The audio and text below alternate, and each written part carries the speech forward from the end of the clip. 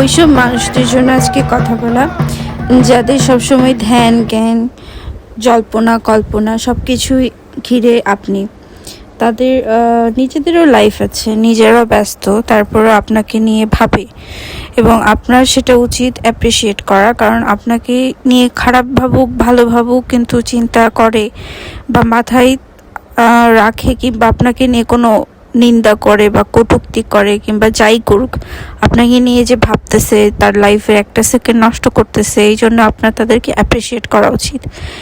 এতে আপনি নিজেকে শোধরাতে পারবেন, আর শোধরাতে না পারলে আপনার নিজেকে স্পেশাল মনে হতে পারে, কিন্তু যদিও স্পেশাল মনে করার কিছু নেই।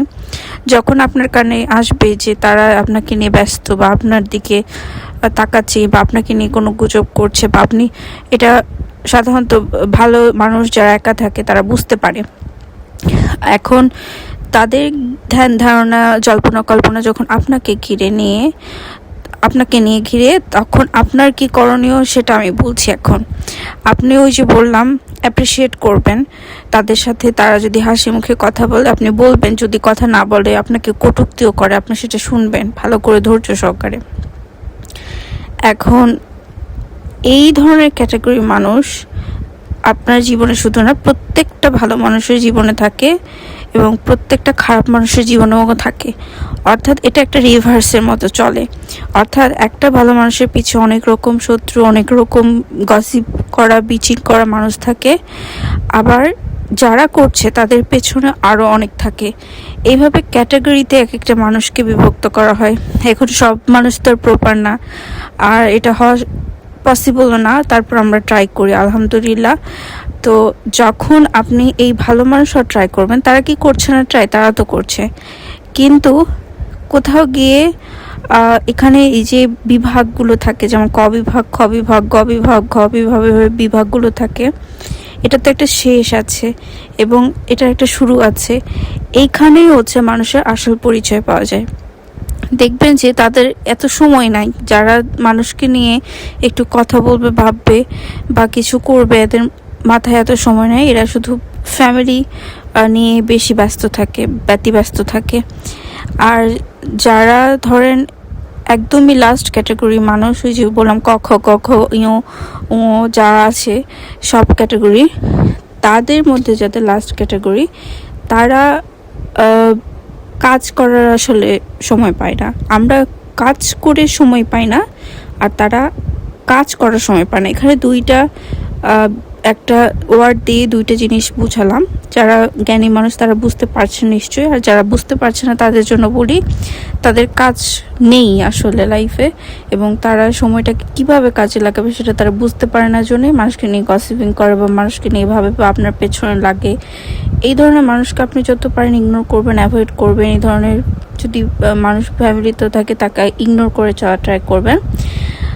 কারণ আমাদের ইগনোর আসলে করতে হয় না।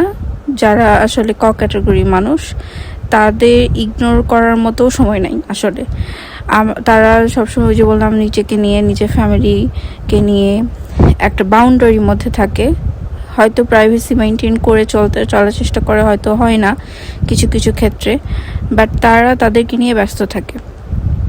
এখন যারা বেশি ব্যস্ত থাকে, বিশেষ করে মেয়েদের কথা বলছি, ছেলেদের কথা আমি বলতে পারবো না, কারণ ছেলে আমি নই।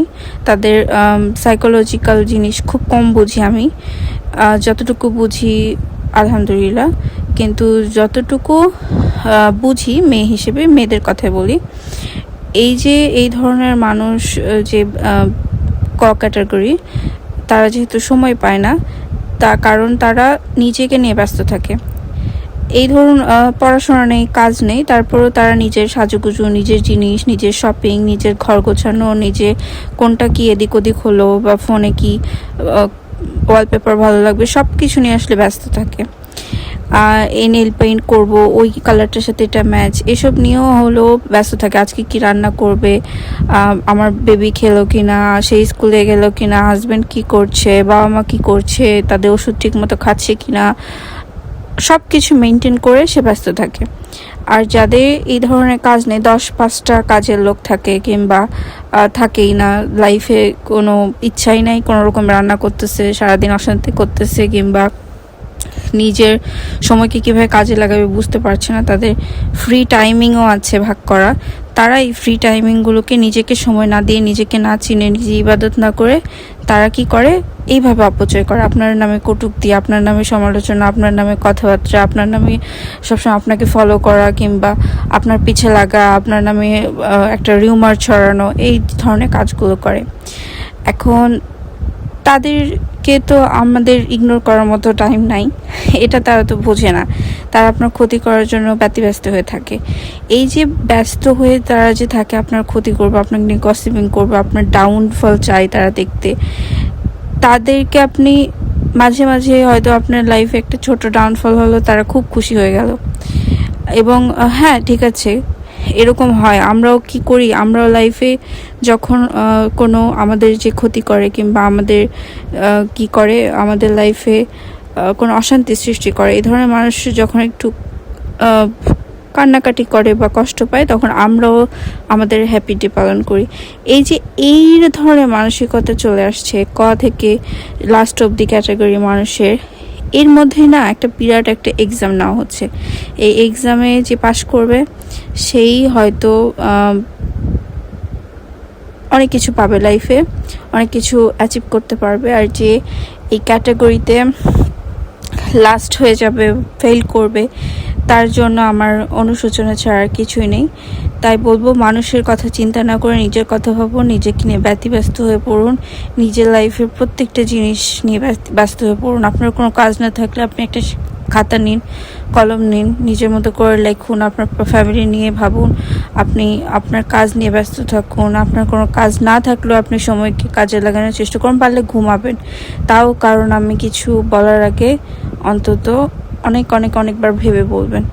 আর যখন দেখবেন যে আপনার সাথে তারা লাস্ট ক্যাটাগরির মানুষ, ক ক্যাটাগরির মানুষের সাথে খারাপ কিছু করছে, বা আপনি হয়তো ক না খ ক্যাটাগরি বা গ ক্যাটাগরি বা ওই লাস্ট ক্যাটাগরির মানুষ হন, আপনি সেটার প্রতিবাদ করবেন। প্রতিবাদ না করতে পারলেও বলবেন যে তোমার কিভাবে সাহস হয় তুমি আমাকে এই কথাটা বলো, বা তুমি আমার নামে এই কথাটা বলেছো, আমি শুনেছি, তুমি কি এটা বলেছো? এবং যে শুনেছে তাকেও আপনি বলতে পারেন যে কি করে এটা বললার তুমি শুনলা, কিভাবে তুমি শুনতে পারো, তাহলে আমাকে আবার ওটা এসে কেন বলছো? এই ধরনের কথাগুলো আপনি ডিরেক্ট বলার চেষ্টা করবেন, ডিরেক্ট প্রশ্ন করবেন। কারণ তারা আপনাকে নিয়ে রিউমার ছড়াবে, তারা আপনাকে নিয়ে বাজে কথা বলবে, কিংবা তারা আপনাকে কিভাবে সাহস পায় কথা বলার, হাউ দে ডু দ্যাট, কিভাবে তারা এই কাজটা করতে পারে? I have no clue actually. যারা এই ধরনের কাজ করে তারা অনেক ন্যারো মাইন্ডের হয়, সবসময় আপনার ডাউনফল চায়, আপনার ক্ষতি চায়, আপনার হাঁটলেও তাদের সমস্যা হয় ওই লাস্ট ক্যাটাগরির মানুষদের। তাই আপনি যদি ফার্স্ট ক্যাটাগরির মানুষ হতে চান, আপনাকে সরাসরি তাদের প্রতিবাদ না করলেও কথা বলতে হবে যে কীভাবে আপনার সাহস, আপনি কথা বলেন। যদি এটা না বলতে পারেন এবং আপনি যদি মেয়ে হয়ে থাকেন, তাহলে আপনাকে কিন্তু অনেক আরও সাফার করতে হবে, সেটা শ্বশুর বাড়ি হোক কিংবা জব ক্ষেত্রে হোক কিংবা ফ্যামিলি পলিটিক্সই হোক, যেখানেই হোক না কেন আপনাকে কিন্তু অনেক সাফার করতে হবে। আপনাকে সুন্দর করে হলেও বলতে হবে যে আপনি কিভাবে এই সাহস পান এই কথা বলার, বা কিভাবে আমি শুনলাম আপনি এই কথা বলেছেন, এটা কি ট্রু আর ফলস। এই জিনিসটা আপনার ওখানে ক্লিয়ার করা দরকার। এটা যদি আপনি ক্লিয়ার না করতে পারেন, চুপ করে থাকেন, সব সহ্য করেন, ধৈর্যশীল হয়ে মুনি ঋষিদের মতো, নবীদের মতো যদি সহ্য করেন, এই যুগে আপনি টিকতে পারবেন না। কারণ এটা ওই ধরনের ধৈর্য না, এখানে দেখছিলে নিজেকে নিজের জন্য লড়াই করতে হবে, আপনি নিজেকে নিজের জন্য দাঁড়াতে হবে।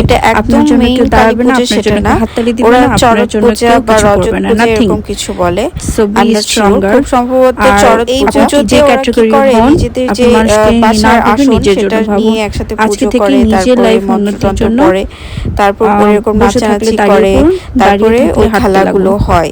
খেলাগুলোর ভিডিও আমি এই ভিডিওর লাস্টের দিকে মানে ক্লিপগুলো দেওয়ার চেষ্টা করব, যদি ওভাবে নিতে পারিনি কারণ আমি ওই সময় ছিলাম না। আমি আরেকজনের মাধ্যমে ভিডিও যে করেছে তার কাছ থেকে নিয়ে ক্লিপগুলো অ্যাড করেছি। তো স্কুলে দেখতে পাচ্ছ তোমরা, স্কুলের মাঠে পুজোটা নাচানাচি যা আর কি অনুষ্ঠান মানে তাদের নিয়ম অনুযায়ী পালন করে। তো এইখানে যিনি দা নিয়েছিল বাচ্চাদেরকে এভাবে মানে ভয় দেখানোর মতো করে আর কি করছিল, যদিও এটা মজার ছলে করেছে, অনেক বাচ্চারা ভয় পাচ্ছিল, বাট ওরা কিন্তু সবাইকে ভয় দেখানোর উদ্দেশ্যে করেনি, এটা সবাই নেগেটিভলি নিও না, পজিটিভ নিও। আর মুখোশ পরে এটা একটা অন্যরকম আনন্দ দিয়েছে, কিছু বাচ্চারা খুব আনন্দ পেয়েছে, এবং এখানে ম্যাক্সিমাম এলাকার হিন্দু সম্প্রদায় আর মুসলিমও আছে। তো সবাই মিলেমিশে এই যে কালচারগুলো, দেশের কালচার, ধর্মীয় কালচার, এগুলো কৃষ্টি বহন করে। এগুলো আমি তোমাদেরকে যতটুকু আমি যেহেতু ডেইলি ব্লগার, আমার সামনে যা কিছু আমি ডেইলি ফেস করি সেগুলোই তোমাদের সাথে ক্যাপচার করে দেওয়ার চেষ্টা করি। তাই ভাবলাম যে এটাও দিই, যারা হিন্দু তাদেরকে মানে হিন্দু ফ্রেন্ডরা দেখছো তাদের ভালো লাগতে পারে, আর যারা মুসলিম তারা আমাদের দেশের কৃষ্টি সম্পর্কে জানবে, যারা জানো না। তো এরকম বানর যে মুখোশগুলো এগুলো পরে আসছিল। পরে আমাদের স্কুলে হেড স্যার কিছু মানে ওনাদেরকে দান করেছে, ওনাদেরকে দিতে হয় আর কি, এরকম খুশি হয়ে দিয়েছিল কিছু টাকা। পরে ওরা নিয়ে চলে গেছে। তো যখন এই করিডোরে বাচ্চারা ছিল তাদেরকে দেখে অনেক ভয় পেয়ে গেছিলো এরকম মুখোশ দিয়ে, কারণ সবাই তো একই রকম মন মানসিকতার হয় না, অনেকে এগুলো দেখে ভয় পায়, অনেকে এগুলো দেখে ভয় পায় না, বিশেষ করে ছোটরা এগুলো দেখে ভয় পায়। যাই হোক, পুরোহিত বাদে কিন্তু সবাই খুব নাচানাচি করছিল, তোমরা দেখছো। আর যে ঢোলগুলো এগুলো অনেক ভারী হয়, আর এগুলো বাজাতে কিন্তু এই গরমের মধ্যে এগুলো মুখোশ, কাঠের মুখোশ, এগুলো পরে কিন্তু ভালোই কষ্ট হয়। তো তারা আমাদেরকে আজকে দিনটা অনেক সুন্দরভাবে উপভোগ করেছে, মানে আমাদেরকে দিয়েছে উপহার হিসেবে, আমরাও খুব ভালো উপভোগ করেছি। আর গ্রামের কালচারগুলো ভালোই লেগেছে আমি কখনো এরকম দেখিনি আসলে। যাই হোক, সবাই ভালো থেকো, সুস্থ থেকো, আর ব্লগটি ভালো লাগলে like, comment, share and subscribe করতে ভুলো না। আর সবাইকে অনেক অনেক প্রীতি ও শুভেচ্ছা। যারা হিন্দুরা আছো, কালী পুজোর, এটা এক ধরনের পুজো, চরত বা রজত, মানে এটা খুব সম্ভবত বিদ্যুৎ যে পড়ে এই সময় ঝড় বৃষ্টি হয় এই জন্য করা হয় খুব সম্ভবত, আমি নট শিওর। তারপর তোমাদের সাথে শেয়ার করলাম। আল্লাহ হাফেজ।